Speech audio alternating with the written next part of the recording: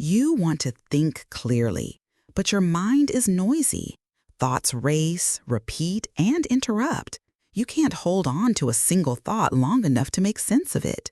And it's not laziness. You're not undisciplined. Your brain is just overloaded. In this video, we'll break down what's actually happening when your brain is loud, neurologically, psychologically, and walk step by step through how to restore clear thinking without aesthetic fluff or motivational filler, just real tools rooted in brain science. Section 1. What does a loud brain actually mean? Let's get this straight. A loud brain isn't just noisy with thoughts, it's dysregulated. There are typically three things happening. 1. Default mode network overactivity. This is the part of your brain that activates when you're not focused outward. Self-talk, past-future rumination, looping stories. 2. Amygdala activation. When your brain senses stress or uncertainty, it triggers the amygdala. Emotion takes over.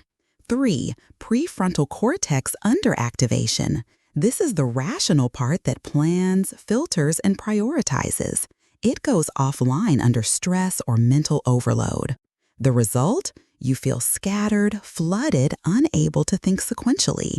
You confuse urgency with importance. You can't hold context long enough to make decisions.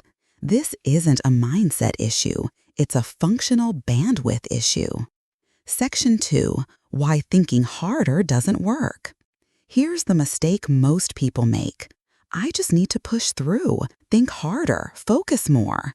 But thinking harder in a loud brain is like turning up the volume to find the melody. It makes things worse. Your brain's working memory has limited capacity, about 4 to 7 items at once. When that capacity is filled with noise, unresolved emotions, background stress, sensory overload, you literally don't have the bandwidth to think clearly. Trying to think harder in that state leads to cognitive fatigue, impulsive decisions, and mental burnout. You don't need more thought. You need to create space for thought to happen. Section 3. Step-by-step protocol to quiet the brain. Step 1. Externalize your mental load. The mind is for creating ideas, not for holding them. Dump it all out. Thoughts, fears, questions, to-dos, what-if spirals onto paper or a digital space. This isn't about journaling for clarity. It's about clearing RAM. Treat your notebook like a second brain. Once the noise is out, your actual priorities rise to the surface. Step 2. Create a sensory reset. Noise isn't just cognitive, it's also physiological. When your nervous system is dysregulated, your thoughts echo louder. Simple techniques to downshift. Box breathing, 4-4-4-4.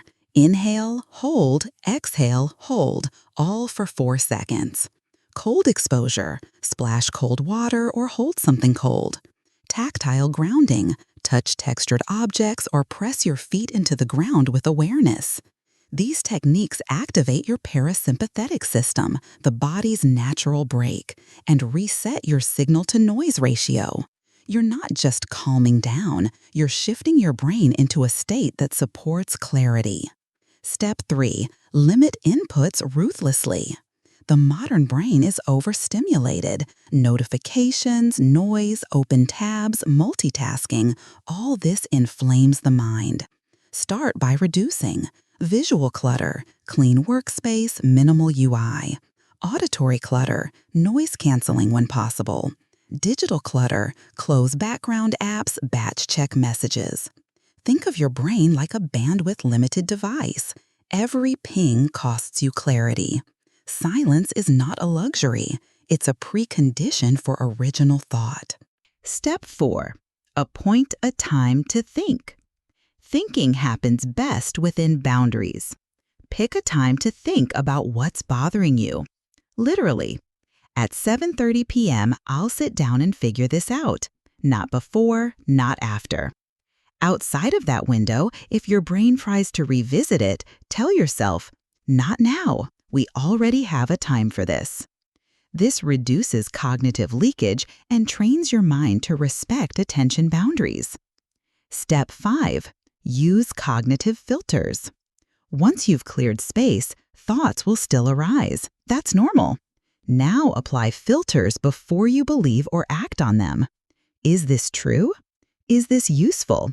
Is this mine or just inherited noise? This engages the rational part of your brain and reduces reactivity. Not every thought deserves airtime. Step 6. Build long-term mental hygiene. If your brain is always loud, it's likely you're not giving it space regularly. Mental clarity isn't a one-time fix, it's a hygiene issue. Create conditions for clarity by adjusting your baseline habits. Sleep, no negotiation, 6 to 8 hours, especially REM cycles. Diet, reduce sugar and ultra-processed foods. Focus on omega-3s, whole foods, hydration. Movement, not for fitness, for brain regulation. 20+ minutes of walking shifts brain chemistry. Deep work rituals, 90 minutes of distraction-free focus daily. Nothing else builds mental precision like this.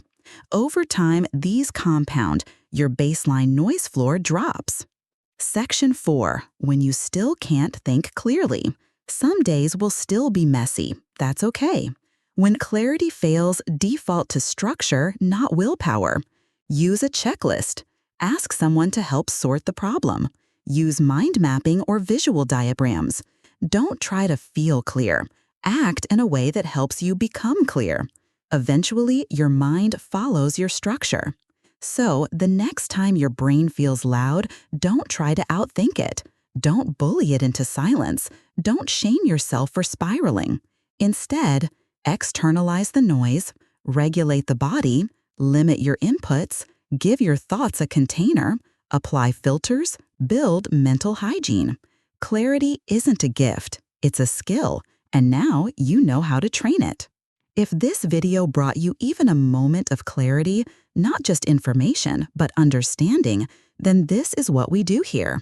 Subscribe if you're tired of superficial advice and ready for real, practical psychology that actually helps.